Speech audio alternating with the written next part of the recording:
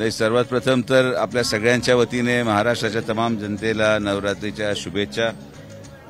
महालक्ष्मी मातेची प्रचंड कृपा आमच्या विखे पाटील परिवारावर राहिलेली आहे आणि मला आज पहिल्याच दिवशी माझ्या मित्र आणि इथले खासदार धैर्यशील माने यांच्यावर इथे येण्याचा योग आला। उद्या वडील देखील येतील। तर ही एक परंपरा आहे जी आम्ही दरवर्षी जपतोय आणि अनेक वर्षापासून जपत आलेलो आहोत।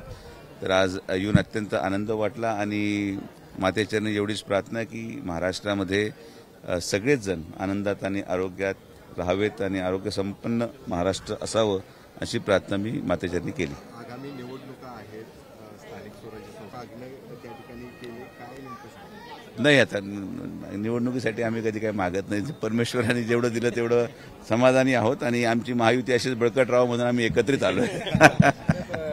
मराठा आरक्षणाच्या संदर्भामध्ये विखे पाटील साहेबांची भूमिका जी आहे नाही, हा एकट्या कुठल्याही व्यक्तीचं श्रेय नाही।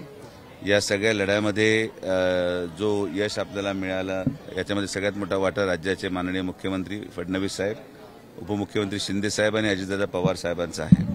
शेवटी सरकार म्हणून आपण निर्णय घेतो आणि कुणीतरी माध्यम असतं आणि म्हणून त्यांचं माध्यम माननीय विखे पाटील साहेबांच्या प्रयत्नातून या सगळ्यांच्या आशीर्वादाने आपण त्याच्यामध्ये यशस्वी झालो। उच्च न्यायालयामध्ये देखील याचिका फेटाळली गेली आणि आता माझी अशीच अपेक्षा आहे की अनेक वर्षापासून जे काही प्रलंबित प्रश्न असतील मराठा समाजाचे ते लवकरात लवकर मार्गी लागावेत, न्यायालयामध्ये पुढे जाऊन ते अटकू नये हाच प्रयत्न सगळ्यांचा आहे आणि मला पूर्णपणे विश्वास आहे की महालक्ष्मी माते कृपेने सगळं काही व्यवस्थित होईल।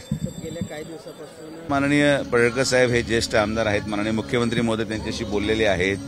परवा देखील आमदार रोहित पवारांचा काही व्हिडिओ समोर आला। मला असं वाटतं की अधिकारी वर्ग हा सेवेसाठी असतो आणि आपल्याला काही अडचणी असतील तर एक व्यवस्थित त्यांना समजून सांगून आपल्याला पुढे जावं लागेल। अशा पद्धतीने लोकतांत्रिक प्रक्रिया आणि लोक स्वातंत्र्याचे सगळेच कोणत्याही पक्षाचा व्यक्ती अशा प्रकारे वापर करत असतील तर ते चुकीचं आहे आणि मुख्यमंत्री समर्थ या सगळ्या गोष्टींना सांभाळायला।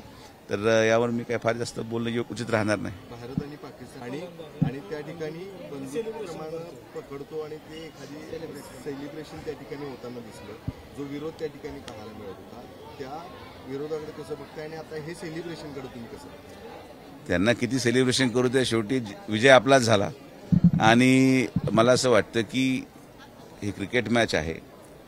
आपण कुठल्याही प्रकारे कुठले मैत्रीपूर्ण संबंध स्थापित करत नाही आणि एक स्पर्धात्मक रचना त्या ठिकाणी केली गेली आणि आपण जो आनंद आहे तो विजयाच्या माध्यमातून दोन्हीही मॅचेसमध्ये आपल्याला मिळाला आणि सगळे देशवासी त्यामध्ये आनंदित आहेत। बंदुकीप्रमाणे बॅट पकडणं याकडे तुम्ही आता तो अगोदर कुठं होता ते पाहावं लागेल। तो काय आतंकवादी होता का काय ते शोध घेऊ आपण त्याचा, आता ते आपण पाहूया। पण या सगळ्या निषेधार्थ गोष्ट आहे आणि योग्य ती दखल BCCI आणि वरचे उच्च ICC घेतील अशी माझी अपेक्षा आहे। ABP माझा, उघडा डोळे बघा नीट।